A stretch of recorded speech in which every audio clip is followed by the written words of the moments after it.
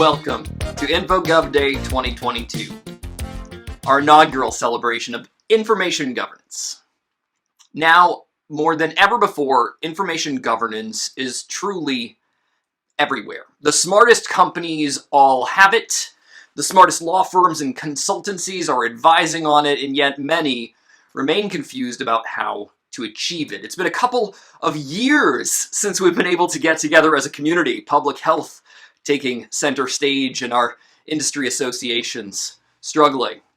In this time, we've all gotten used to virtual meetings, webinars, and virtual conferences that have felt like extended webinars. It's been death by 1,000 you're on mutes. What's been missing in all of these efforts to me has been you. All of you. So this gathering is different. It's dedicated to the hallways where we once gathered, where we drank lower quality beer than we wanted, we commiserated, and we laughed. Today is a day of those smart people that you'd find in the hallways, talking about some of the things that they know best, all off the cuff. We'll start with a keynote from the great Snyder. She's taking no prisoners on her take on why IG is more important than it has ever been before. Then it's time for no slides, no veneer, no bullshit in our expert conversations. Join in the chat, give your take. This is a hallway, and everyone's welcome in the hallway.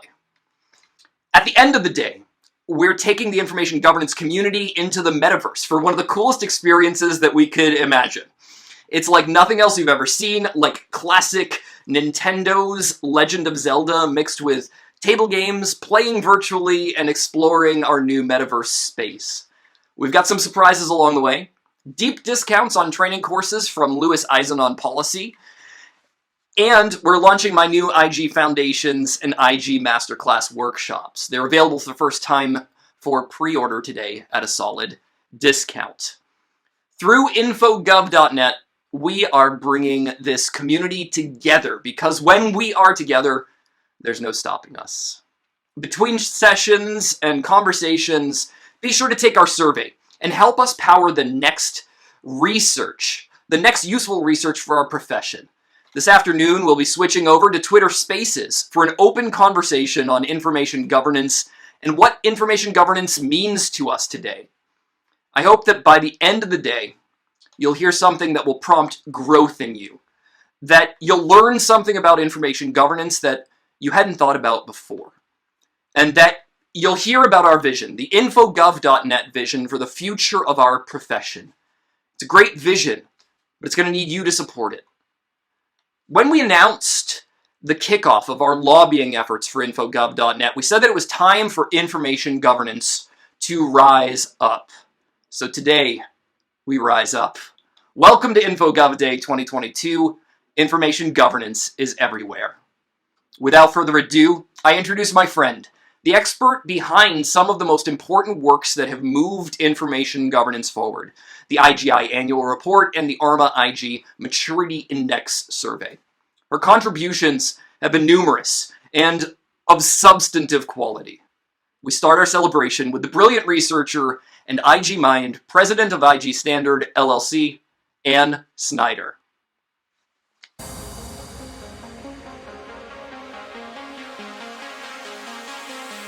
Close to what we could or should do.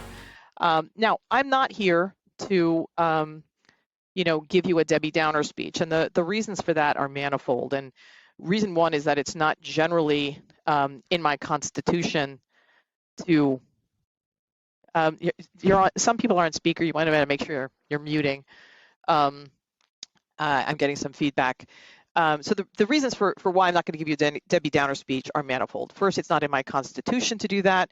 And if you know me, you know that I am passionate about what we do as a profession. And frankly, I actually really do enjoy what I do. And I'll say most days, because Steve Weissman knows that I've had a couple days recently where I haven't been enjoying my day and my life so much. But the other thing is I actually believe that information governance is doable. And I don't believe it because of some kind of Pollyanna-ish, pie in the sky idea that, oh, we can do it. I believe it because I've actually done it. I've done it personally, and I've seen it done well. And I've seen it done well by some of the people you're going to get to talk to today. So I encourage you to listen to them. They're great folks, and they've actually achieved success in information governance. And yet, I'm asking what seems like a flippant question. Information governance, who needs it? So what gives? What's the deal with this question? Well, it's born out of multiple parallel conversations that I've had with friends and colleagues, information professionals like yourselves. Sometimes they've expressed that they're bored with what they're doing. Not another retention schedule or something like that I have to wrangle with, or they're frustrated. And I've experienced that. We tell somebody how to do a thing. Okay, you want to peel back this onion? Here's how you do it. And then we get pushback. Nobody listens. So, what are we going to do with that? So, but there was another sort of thread to those conversations, and we were lamenting the fact that maybe, just maybe, we have some responsibility for why we haven't gotten the traction that we want, or we're not always having success with clients, or within our organizations that we want. And that part of that is on us because we haven't made the most compelling case for why what we do is so important.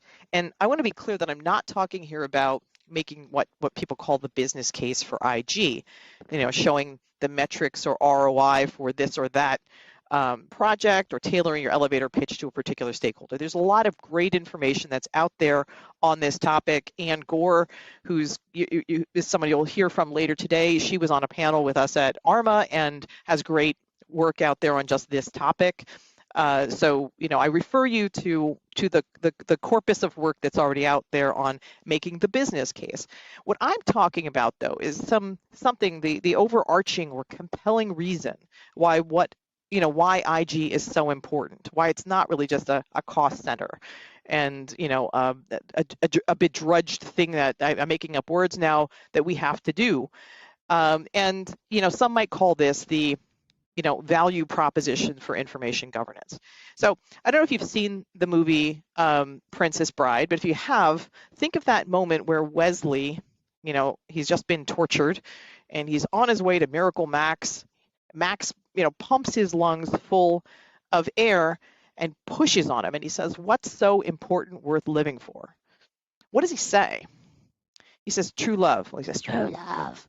And true love is an incredible, value prop, if we want to call it that, for living. And it's one that's so good, it's worth coming back from the mostly dead for, like Wesley does. Okay.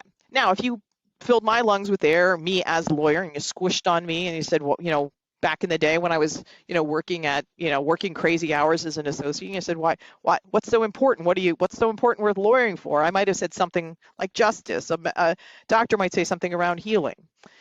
But if I pushed on you and I asked you, what's so important worth governing your information for, besides the awkwardness of that sentence, what would you say? Is what you say to me compelling? Would it be compelling to other people? But most importantly, is it compelling to you? Because we need to start there. And then we can examine what we want to, pitch as our value prop for the profession once we, more clearly define that. And the reason is if you don't believe in what you're doing, if you're not excited about what you're doing, it's going to be very hard for you to convince other people. And I think that that's the thing that you need to keep in mind when you're making your pitch to other people. So I'm going to tell you at the end of this what my value proposition is for IG, what gets me up in the morning and keeps me going at moments that I'm frustrated and tired and maybe bored with a specific task. And I'm going to frame this, though, through the ages of man, the ages of humankind, and give a high level of what I see is the current state of our information ecosystem. And then I'm going to look at just 4 examples. And they're not all the things that I've been pondering, but information challenges that have been on my mind where I think IG professionals have an incredibly important role to play. And there's going to be a common thread through all of these, the role that I think IG professionals can play, and therein, for me, lies the value proposition for information governance. All right, there we go. Okay, so we find ourselves in this age where the tool that names age itself, information, seems especially well fitted for this beautiful Homo sapien brain of ours, this 2 to 3 pound lump of white and gray matter that is a truly remarkable machine in terms of its processing, storage, and even its conceptual integration abilities. So this is a closer look at what a teenage, are you guys seeing this screen at all? My God, I don't think you're not seeing this. Again, my sincere apologies.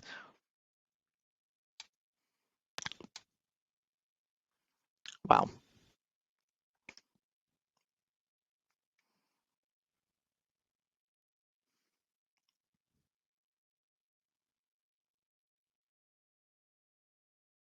All right, let's just take 2 seconds to show you. Nick's just saying, he's like, I'm going to buy you a new laptop. I don't think it's the laptop. This is a this is a pretty new one. So my apologies. So what I was saying here is, we've evolved through these ages and stages of man. This is the beautiful image I was saying, and we've kind of evolved immediately into this matrixy digital man, and we live in this age now with in the information age, where the tool of the age is remarkably well suited for this beautiful Homo sapien brain of ours. We're the sapient ape, right? The smart one, the wise one.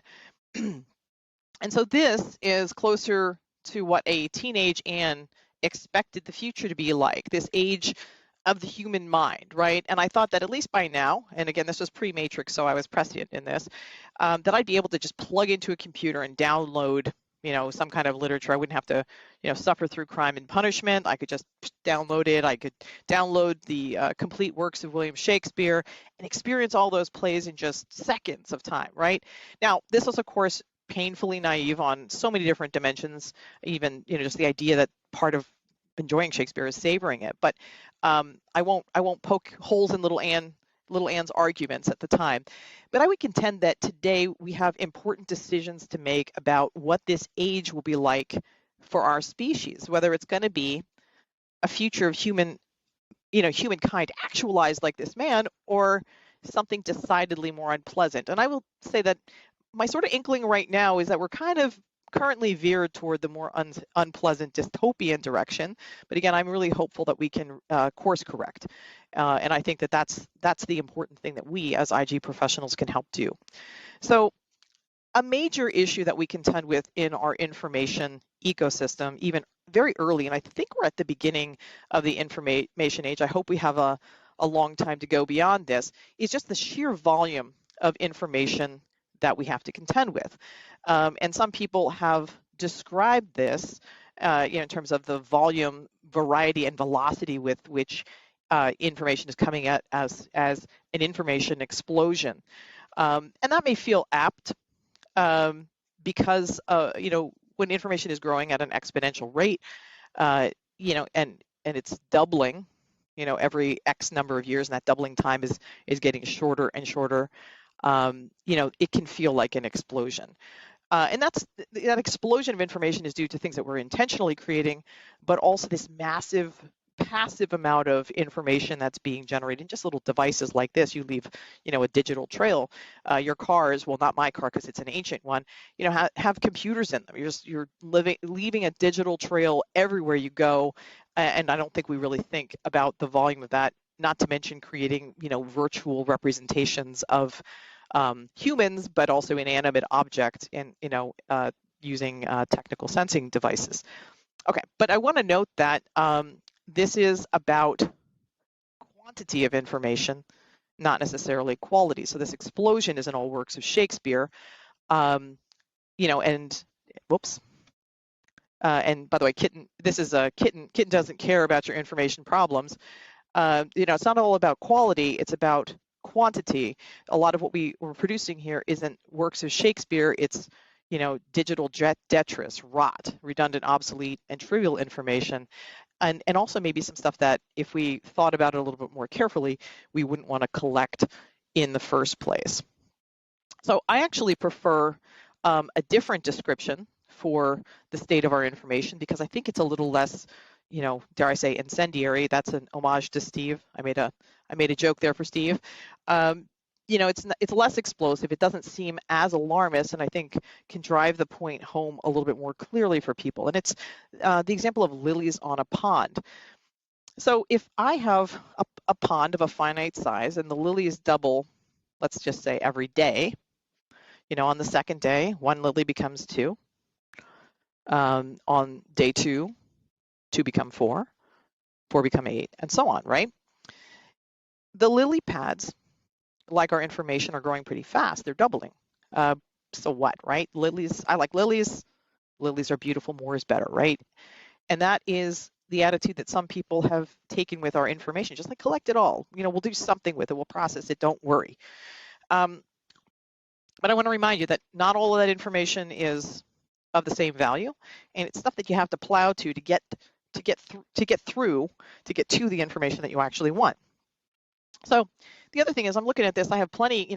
People think I have plenty of storage. I have plenty of pod left here. So they ask the question, why do I need a lily pad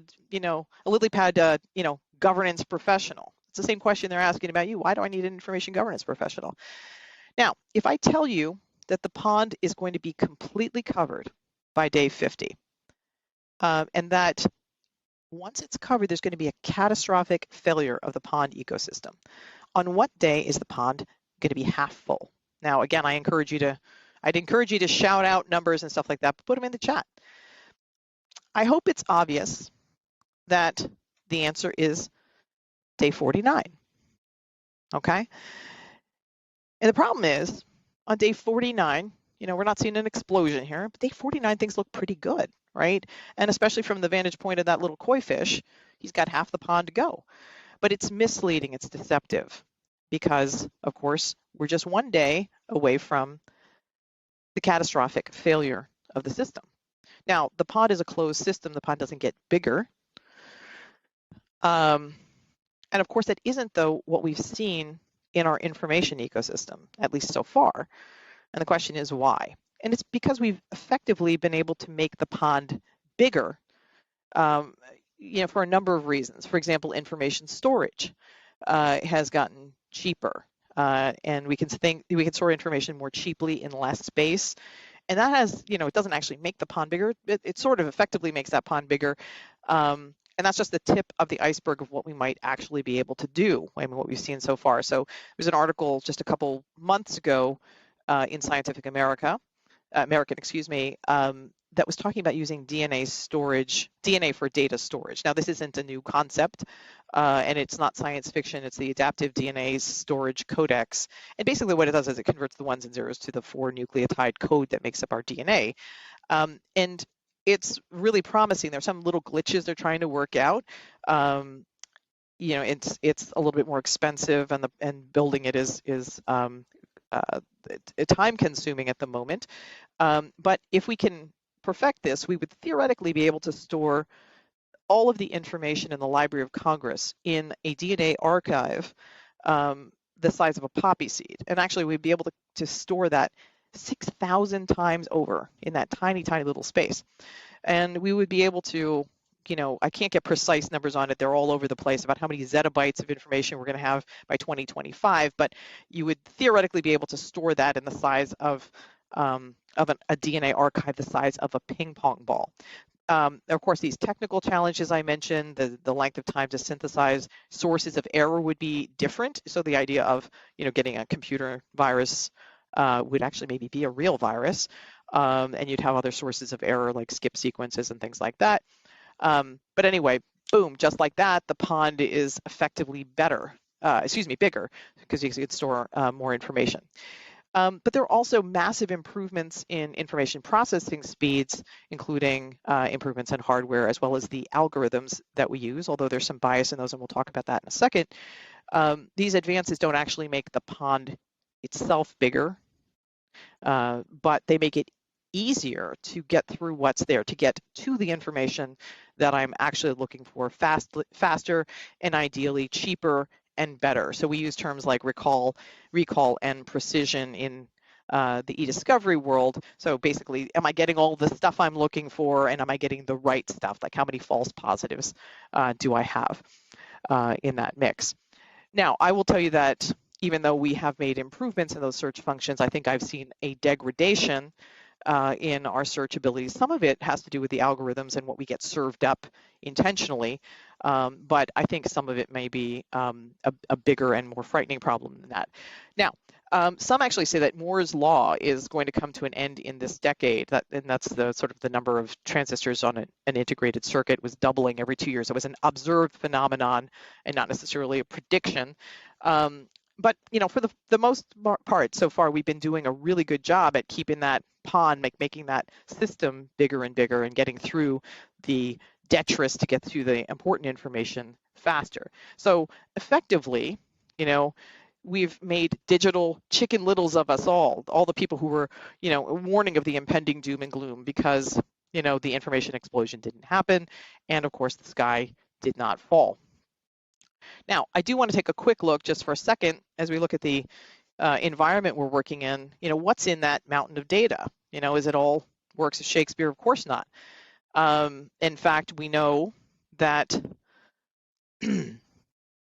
above the line is maybe the useful stuff. Somewhere in between there is the rot, the redundant, obsolete, and trivial information. And then beyond that is dark data. And that's stuff, by the way, that's just at the tip of the iceberg. Again, not all that's works of Shakespeare either. Some of it is just information of marginal utility, and we have to ask ourselves, really, do we have to or want to keep that information? And then I've also mentioned that there's some stuff that maybe we really shouldn't. And just a second, though, too, to mention the variety of information we're seeing. We're seeing an explosion of that. Information is in all kinds of different file formats, which is what we would have historically thought about, but it's everywhere. It's, in other people's, like on the cloud, our cloud, not our cloud, private, not private, and also on personal devices of our employees. And then there's, of course, like dark data, like a dark side of this too, this shadow IT, which I'm trying to get to. I'll represent here with this little guy down at the bottom here. Wow, this is well, have you seen my slideshow? There it is. I'm all done. This again, I'm sorry for the technical glitches here. This little guy down at the bottom, trying to represent sort of the shadow IT people, doing things behind the scenes at our organization. So our information can be spread out everywhere in all kinds of file types, locations, and some that we might not even know about. But the world that we were promised was, and this is just a representation of the V's, the variety is a new one, and so we had volume, velocity, and we've added variety and value and veracity to it. So this is the world that we were promised, and I have to say that my expectation is very different from what my reality is. In 2015, for the 50th anniversary of Moore's Law, Intel put together a short video saying that if we saw in the automobile industry, if it had followed a similar trajectory to, what we saw in terms of processing speed, performance, efficiency, and cost, that we'd have cars that would go 300,000 miles an hour.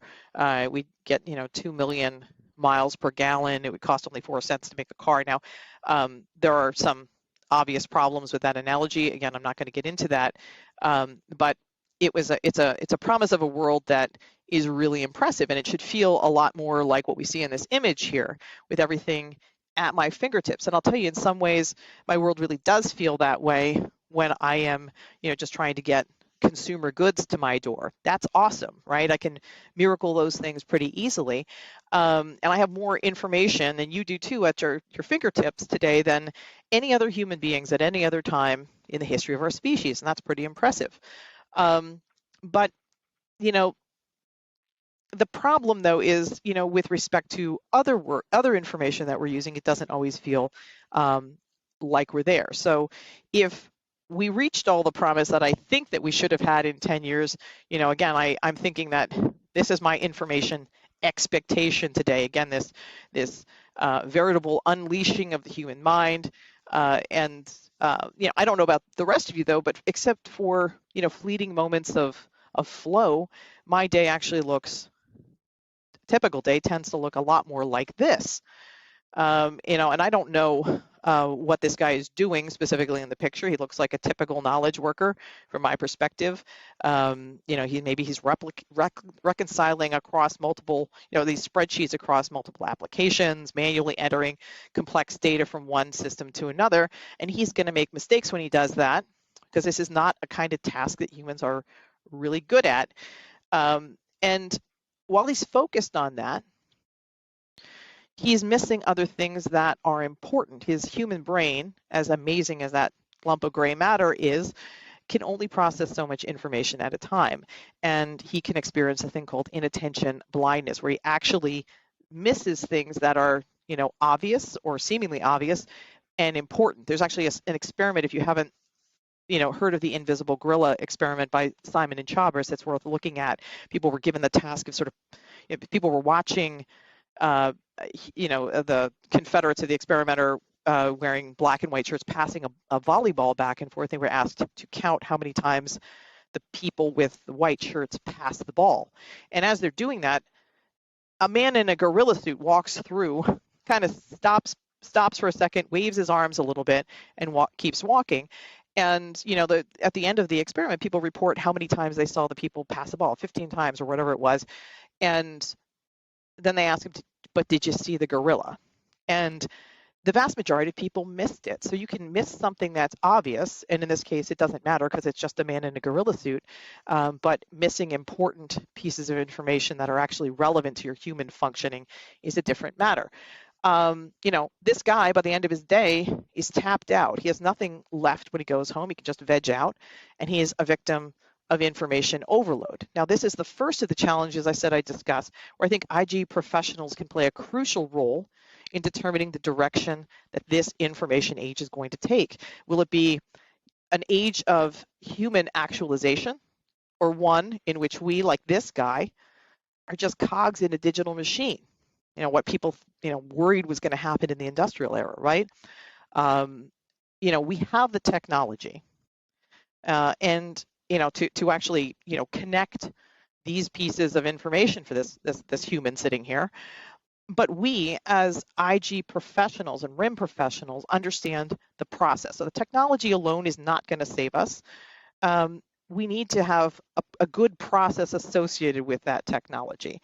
And that is an area where we can unburden this human mind from the tasks that computers can do cheaper, better, and faster, and free that mind to perform tasks that actually require human intervention. And more importantly, things that this human being might find more fulfilling in his day than just sort of reconciling digital pieces of paper across systems.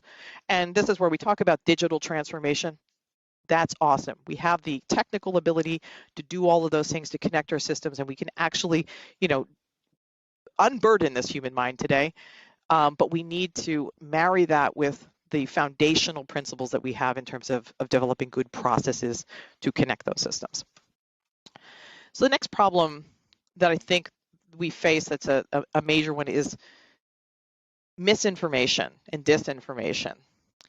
We can't hope to realize the potential of this age if we can't rely on the information that we actually use. And this is just think about your average day on social media and fact checkers and things like that. We have different threads of information. It's very hard for people to figure out what is and what isn't true. And don't think for a second that those fact checkers are politically unmotivated. And how many times have they ultimately been wrong or been deceptive in what they said? And I'm not trying to take a political position on this, but we need to be able to rely on our information. And yet we're faced with fake news, deep fakes, things like that. Now, this is going to be a complex challenge for us to handle. And I don't have a one-size-fits-all solution to this, but ensuring trustworthiness of information is something that IG professionals know a heck of a lot about. This is kind of what we do. and it's mission critical in the information age. And it's not just mission critical to our organizations, it's critical to our democracy and our freedom. And, just something like again, not to pick a political side, but the auditability of our elections. You are expected to meet a higher standard when submitting your tax return than we expect our election officials to hold to in counting the number of the vote, and that undermines, one of the most important freedoms that we have, rights we have in a free society, the franchise, the right to vote. A third issue that I think we face in our information age is, the ethical, and where I think IG professionals can come in and help, are around the ethical considerations surrounding surveillance. Remember I said that there might be some information that we shouldn't be collecting in the first place, and this is what I'm talking about here. A Pew survey from just a few years ago said that over 60% of Americans didn't think it's possible to go through their daily life without having information collected by either the government or companies. And we just had some revelations about CIA spying. We certainly know from Snowden about other spying that was going on. But I think, just if we think about how much is being collected on us by private organizations, that's disturbing. And I think that, how we get, like what we're collecting and the sort of utility we get out of the uses of that information sometimes far outweighs the benefits, the risks of it, far outweigh the benefits of that. And the implications of all of this for how we act in society are profound. So you're being recorded if you have any of the, if you can activate something by saying, okay, insert the name of, I'm not going to do it on here because it'll record, it's listening, and a lot of our devices are listening on a regular basis. And so what's the impact on us? Well, watch pots do boil, and they boil at the same rate whether we watch them or not, despite the old adage. But watched humans don't act in the same way that they do when they're unwatched. And maybe some people say, well, that's a great thing because they're just not doing bad stuff.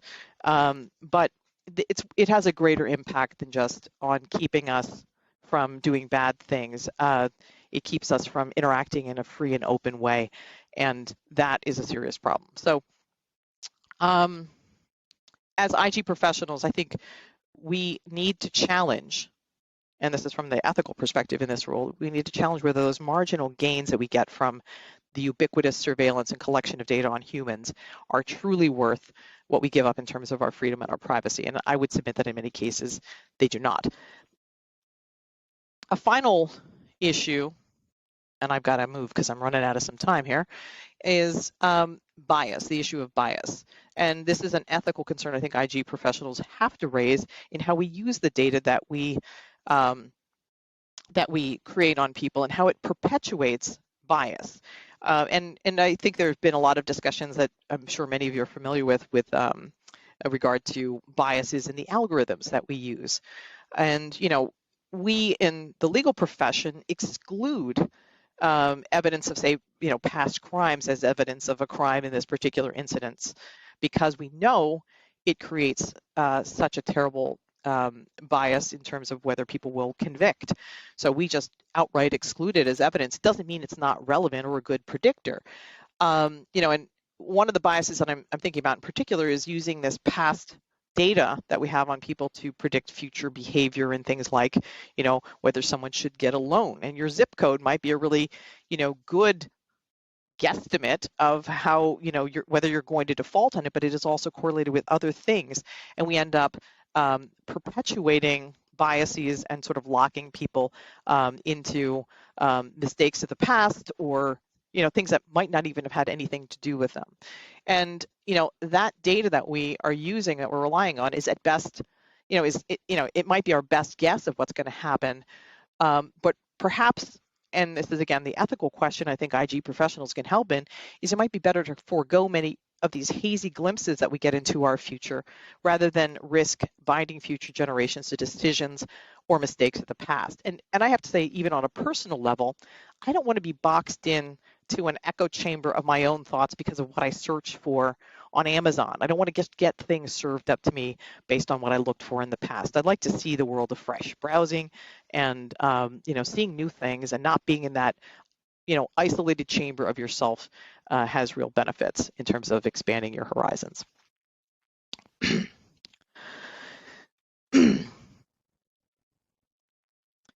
So in this image, like the earlier ones, I'm trying to show what I think is the future we as IG professionals can help to create. Unfortunately, sometimes when we walk into the room, this is what people think they're going to get. And, who can actually blame them with a term like governance in the title of what it is that we do? It doesn't connote or make us think of words like actualize or enable or empower.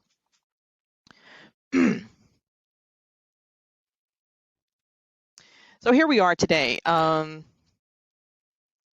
This is a graphic of sort of the ages of man, and I'm going to zip through these. I have to note it's not to scale. So you see the Stone Age, the Bronze Age, the Iron Age. These are the tools that man is using to manipulate his environment, and of course we get into the industrial era where we're using water, steam, electric, and combustion. So you can think of these as the tools or fuels that humankind uses to shape his world. And here we are now, in the information age. You were here. It's no coincidence that it just happens to be from 1973 that we entered the information age. That's my birth year, by the way. And yet at this age, at the beginning of it, again, like we're looking at the tools man has used over time to manipulate his world. At the beginning of this information age, it feels like the rules between humankind and the tools he uses are reversed. In